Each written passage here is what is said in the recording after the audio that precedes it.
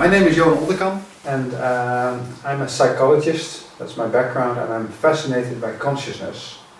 And in this lecture I really would like to talk about the pyramid of Kukulkan in Chichen Itza in Mexico.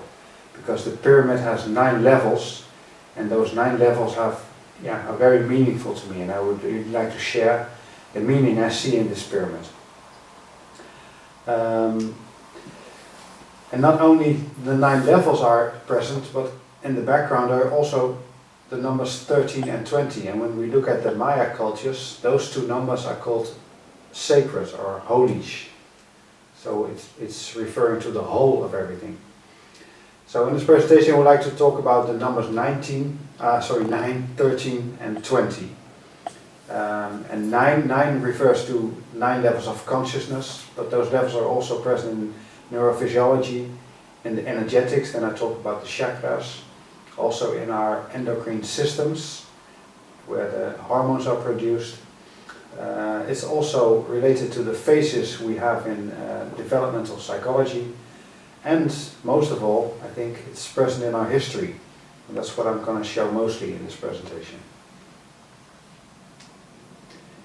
When we look at 13, some people think 13 is a number of bad luck, but I think it's the opposite of bad luck. 13 shows the 13 phases of creation, and they're always present. When you look at this pattern, you can see 7 white periods and 6 dark periods. And you can also say the total process of creation consists of 6 nights, the dark periods, and 7 days. So creation takes place in 7 days, as also written down in the Bible. But the Bible forgets to tell us about the 6 nights. So the Bible doesn't talk about 13 phases, but only about the 7 days, which is half of the story. Each of these 13 phases have a certain meaning. The energies in each phase is different. And it takes us through a ride all the way from the beginning to the end. I'm not going to talk much about this in abstract sense. I'm going to show you the phases in the history, in every little step of it. There's something special going on the 7th day, because when we divide the 7th day in 20 equal parts and we take the last 13 of them, then those are exactly the next 13 phases of the following cycle, of the following step of creation. And that process goes on, and that means that time is increasing with 20 times. And that's what most people experience at the moment. Time is increasing, accelerating, but we don't know how that is possible.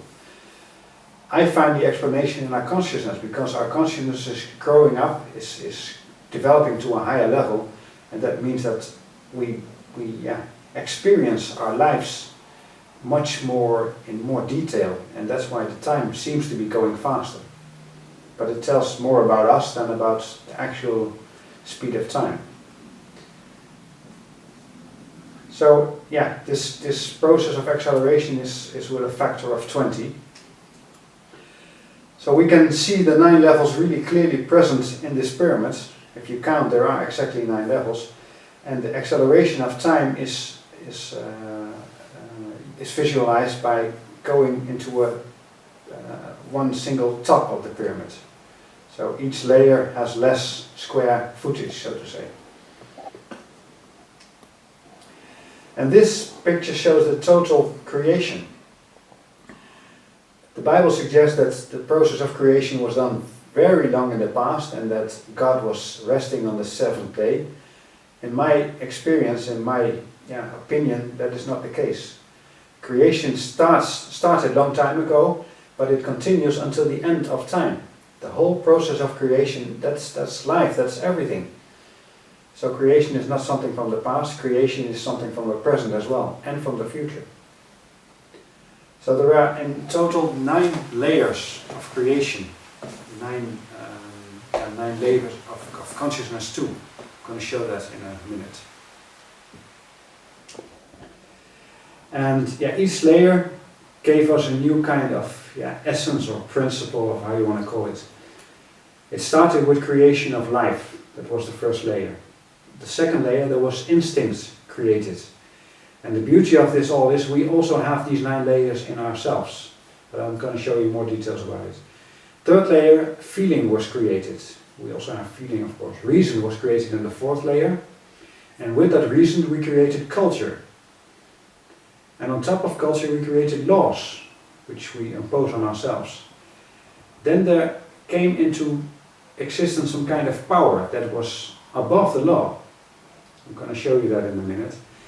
And now we discover that there is something even above the power, and that's our inner strength, that is much stronger than all the powers trying to manipulate, trying to control everything. And on the top of the pyramid we find the idea of oneness, of we are all one. That's the consciousness we're heading for.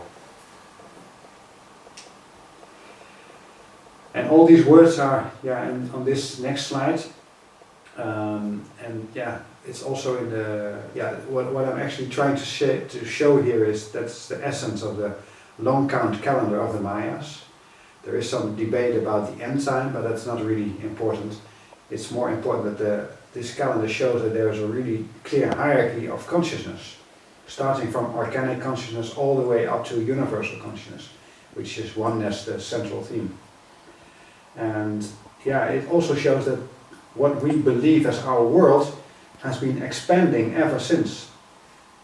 In the beginning the world was just one organism. Then we created herds. Then we thought the world was our family. Then our tribe became the world. Then the culture we lived in was the world.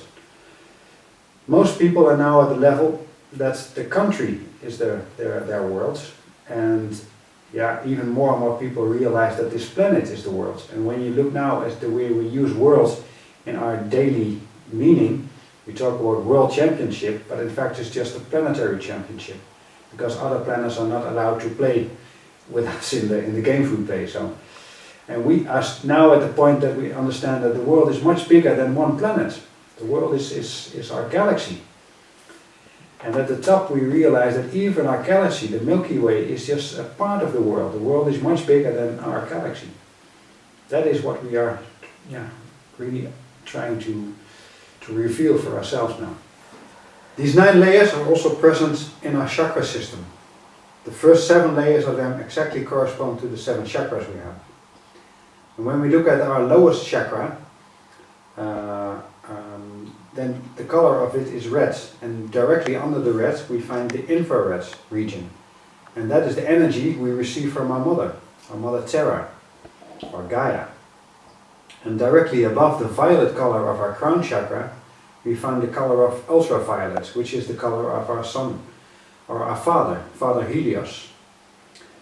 The Bible tries to suggest that our Father is God, but God is not our Father.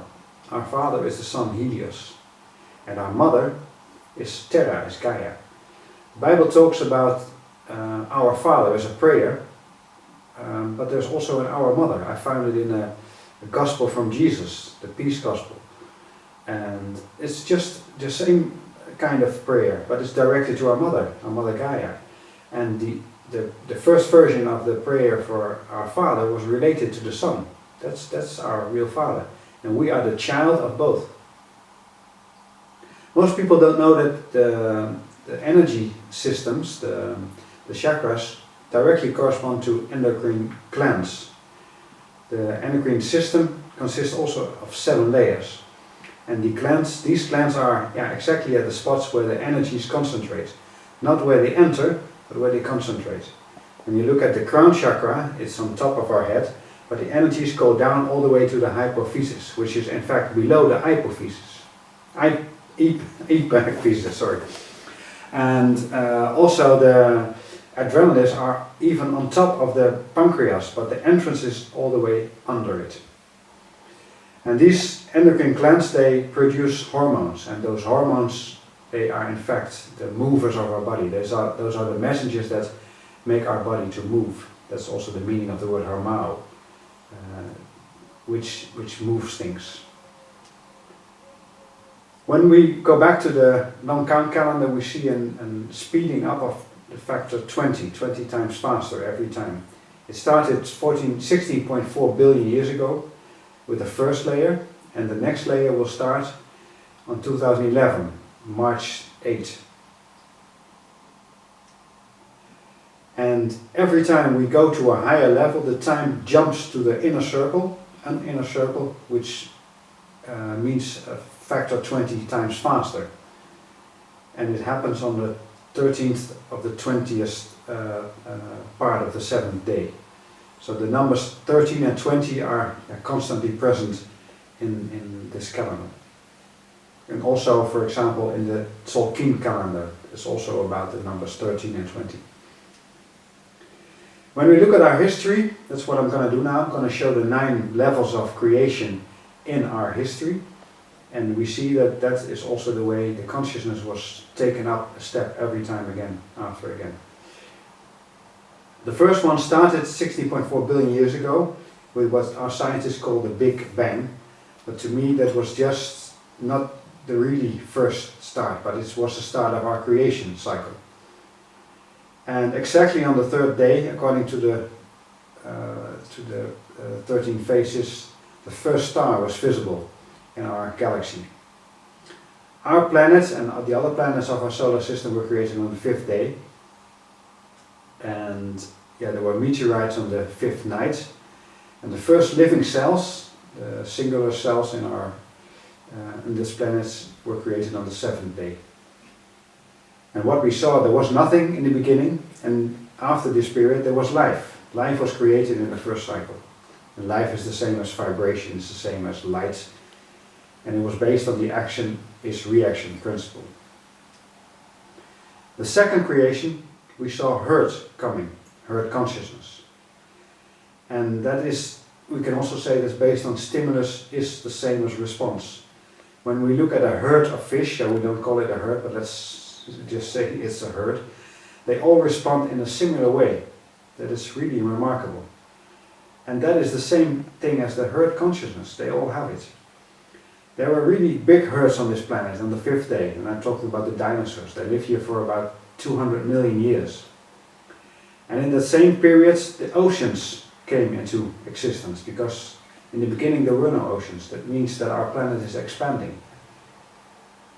And that's really remarkable. Then suddenly the dinosaurs ceased to exist, and it seems that they made place for something new. And the first mammal was created directly after that. The third creation is about family consciousness. And then we talk about the step from monkey to ape. Monkeys live in a herd, but apes live in a family. Monkeys have a tail, but apes don't. Monkeys walk on 4 legs, but apes walk mostly on 2 legs. Monkeys have a small brain, apes have a bigger brain. And most importantly, monkeys respond as a herd, but families respond individually. So they don't have the herd consciousness, they don't have the collectively stimulus response, they have the individual stimulus response. The fourth one is about tribal consciousness. And the first tribes, we talk about the Homo erectus, the standing up man. And he lived in the period we call Pangaea, of land of Pan, or also Garden of Eden, as it is called in the Bible. It's all the same. Then there came visitors from out of space, the Anunnaki from the planet of Nibiru. And to me it is totally clear that they created, through genetic manipulation, out of the Homo erectus, the Homo sapiens. And that is to me the origin of man. We were created according to the image of our gods, with the S at the end, multiple. And the creation, the principle present in this fourth creation of cycle of creation is differentiation between right and wrong. We were not kicked out of paradise, so to say, but we kicked ourselves out because we saw the difference between right and wrong. That is, to me, the true meaning of it. Then the fifth cycle of creation, hardly there is no consensus about this in our science, because we don't acknowledge it. We don't talk about Atlantis as if it really happened, or Lemuria even before that. The only one who writes about it is Plato, but I truly believe it's really a very essential part of our history, and it's a pity we don't know anything about it, or very little. But we have some remainings. We have, for example, the Sphinx in Egypt, and to my belief it was created about 37,000 years before Christ, so nearly 40,000 years ago. And also the Great Pyramid of Giza was created about 13,000 years from now, in the past. And it all has to do with the precession cycle. And when we combine the precession cycle with the pattern of creation, then we can exactly see why Lemuria rose and why it also disappeared again. And the same for the two periods of Atlantis. It's all according to the precession cycle. In fact, Lemuria was the first culture we had on this planet. And next we had the culture of Atlantis. They all disappeared. But it's totally according to the cycle of creation. Yeah, from this period on, the sixth cycle of creation, there is a lot of information to share about this. In fact, our total history starts here, the history of mankind on this planet. But that's only the last 5,000 years, because human beings are about 200,000 years already present on this planet. And we only know something about the last 2.5% of it. Most important is that we got national consciousness. And we were conscious that we were, all nations. And that's why the empire of the Romans fell. Not because they were defeated, but because the consciousness in the parts of the planet they conquered was so high that they want to create their own nation. And also, together with creation nation, laws were created. Because laws keep nations together. It all happened in the sixth one. And together with laws there were also something called religion.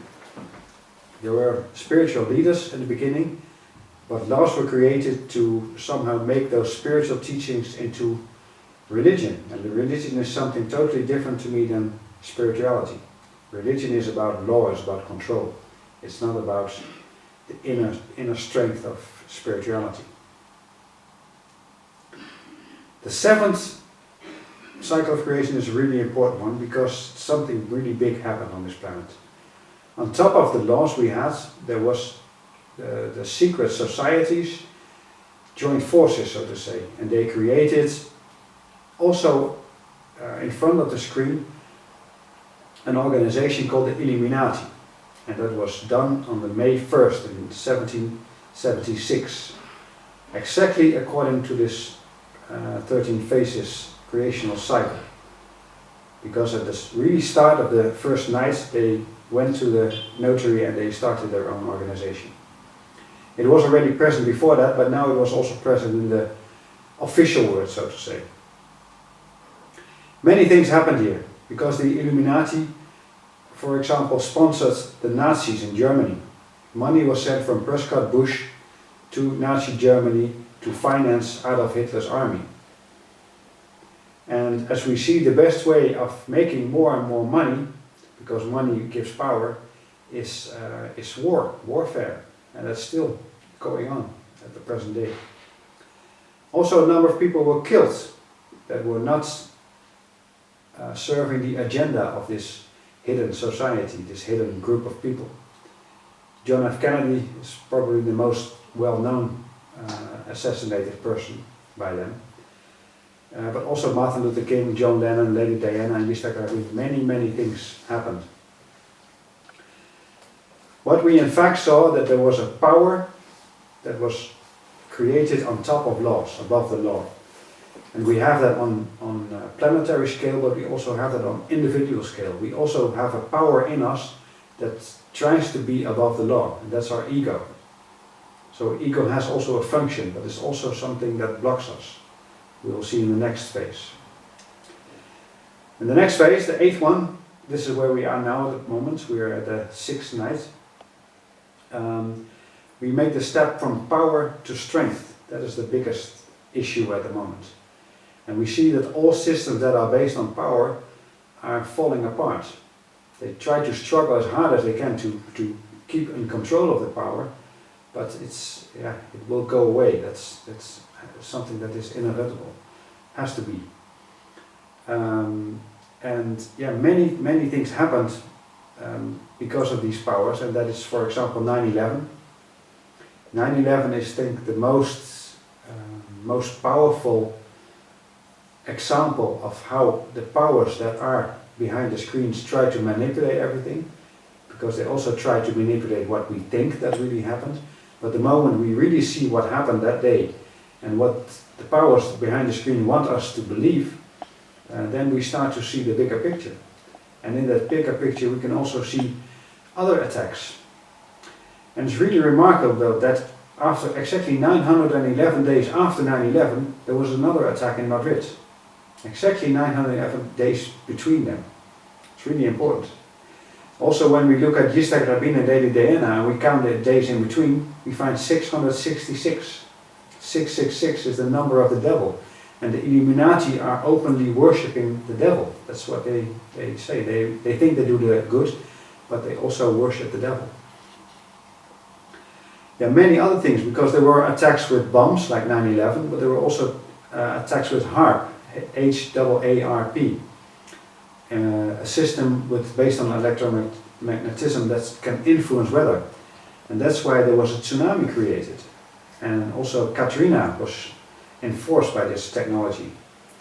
And also Haiti, because the American soldiers were ready to take over Haiti even before the earthquake was there, so it was really clear.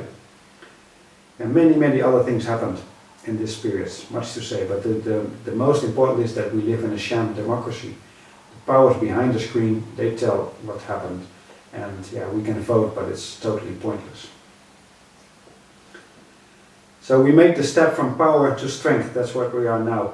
And when we make this step, when we actually arrive at a level of strength and we are no longer manipulated by powers, we don't allow it anymore, we make ourselves truly free, innerly free, then we can take the 9th step to the top of the consciousness pyramid, and then we arrive at the level of universal consciousness.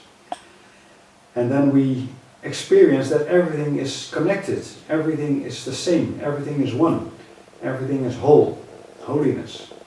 And we co-create from out of that consciousness the life we want to live, the world we want to live in. We are the gods we can create.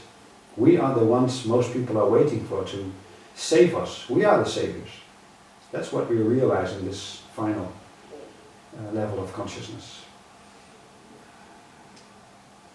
So go back to the pyramid. The pyramid we find in Mexico, in the Yucatan period, Yucatan Isle. The 9 levels are the 9 levels of consciousness, and they also relate to our physiology, to our chakra system. They also relate to our history. In fact, if you look at this pyramid, it tells the whole story. Thank you for watching this video.